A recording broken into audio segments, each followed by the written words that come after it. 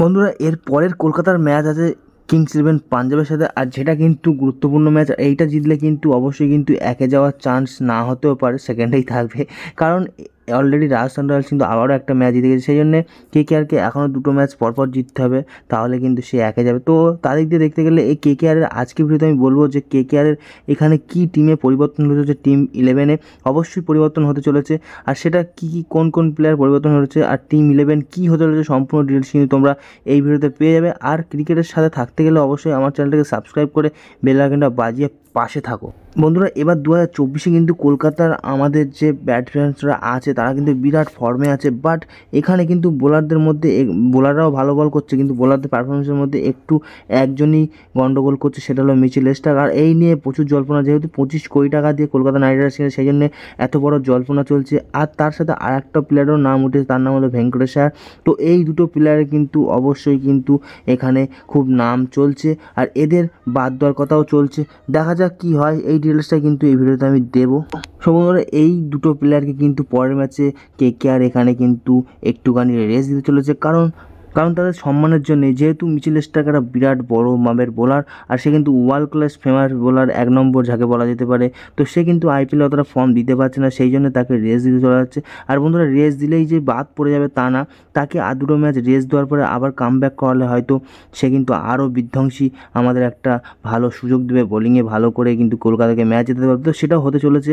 আর এখানে কিন্তু এইরকম যে বাদ দেওয়ার পরে, রেস্ট দেওয়ার পরে যে কামব্যাক করবে না তা না, কিন্তু আমরা আগেও দেখেছি কে কামব্যাক করেছে, এরকম বোলার আছে। তো সেই জন্যই তাকে রেস্ট দিতে হচ্ছে। আর এখানে বাদ দেওয়ার কথা চলছে না, এখানে রেস্ট দেওয়ার কথা চলছে, কারণ এই দুটো যে পরপর দুটো খেলা আছে, এটা 26 আর 29 তারিখ। 26 তারিখে আমাদের পাঞ্জাবের সাথে খেলা, আর 29 তারিখে আমাদের দিল্লির সাথে খেলা। তো এই দুটো ম্যাচে কিন্তু অবশ্যই কিন্তু ফুল টিম নিয়ে না নামলেও কিন্তু হবে, কারণ কেকেআর বড় বড় ম্যাচে যারা যারা খেলছে তারা কিন্তু অবশ্যই জিতে গিয়েছে। তো সেই জন্য কিন্তু এই দুটো ম্যাচে এদেরকে রেস্ট দেওয়াই ভালো। আর রেস্ট দিলেও ফর্ম ফিরে আসে, বসিয়ে দিলেও ফর্ম ফিরে আসে তা না, রেস্ট দেওয়া হচ্ছে। আর এখানে কিন্তু এদের সাথে ফুল টিম না নামালেও চলবে, যারা যারা চান্স পায়নি তাদের খেলানো অবশ্যই দরকার আমার মতে মনে হয়। তোমাদের কি মনে হয় অবশ্যই কামব্যাকে বলো কমেন্টসে। কলকাতা টিমটা যদি পাঞ্জাবের বিরুদ্ধে যেটা নামবে, সেটা হলো এখানে 1 নম্বরে ফিল সল্ট কিপার হিসেবে, 2 নম্বরে সুনীল লারিন, 3 নম্বরে অঙ্কুশ রঘুবংশী, 4 নম্বরে শ্রেয়স আয়ার, 5 নম্বরে মনীষ পান্ডে। তো ভেঙ্কটেশ আয়ারের জায়গায় মনীষ পান্ডেকে একটা বার হলেও সুযোগ দেওয়া দরকার আছে।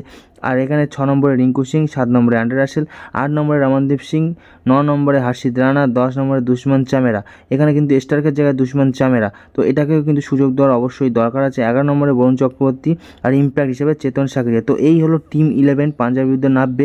আর এই দুটো প্লেয়ার, যাকে মনীষ পান্ডে আর এখানে মিচেল স্টার্কের পরিবর্তে দুষ্মান চামেরা, এই দুটো প্লেয়ারকে অবশ্যই চান্স দেওয়া দরকার।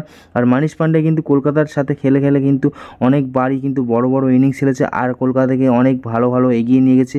এক সিজন কি মনীষ পান্ডের জন্যই কিন্তু এক সিজন কিন্তু কলকাতার কাপও পেয়েছিল, তো সেটাও ভুলে যাচ্ছে গাম্ভীর।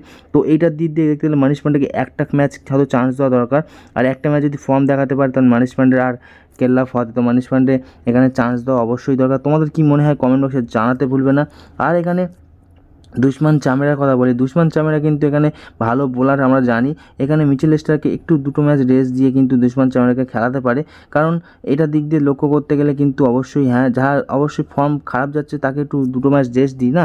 তো সেইটার দিক দিয়ে দেখতে গেলে গাম্ভীরকে এটাও একটু ভাববার বিষয়, কারণ একটু ভুলের জন্য কিন্তু ম্যাচ হেরে যাচ্ছে। বাট পাঞ্জাবের সাথে ম্যাচ কিন্তু এখানে খুব বেশি চাপের না, কারণ যেহেতু পাঞ্জাব এখানে 9 নম্বরে আছে পয়েন্ট টেবিলে, তো সেই জন্য কিন্তু পাঞ্জাবের টিমটাও অতটা ভালো না এবারে। তো সেই জন্য সেদিক দিয়ে দেখতে গেলে কিন্তু কলকাতার ফুল টিম এইটা নামতে চলেছে। আর এইখানে কী কী চেঞ্জ করলে তোমাদের ভালো হয় কমেন্ট বক্সে জানাতে ভুলবে না। দেখা হচ্ছে তোমার সাথে নেক্সট ভিডিওতে। তখন ভালো সুস্থ থাকো, টাটা গাইস, বাই বাই।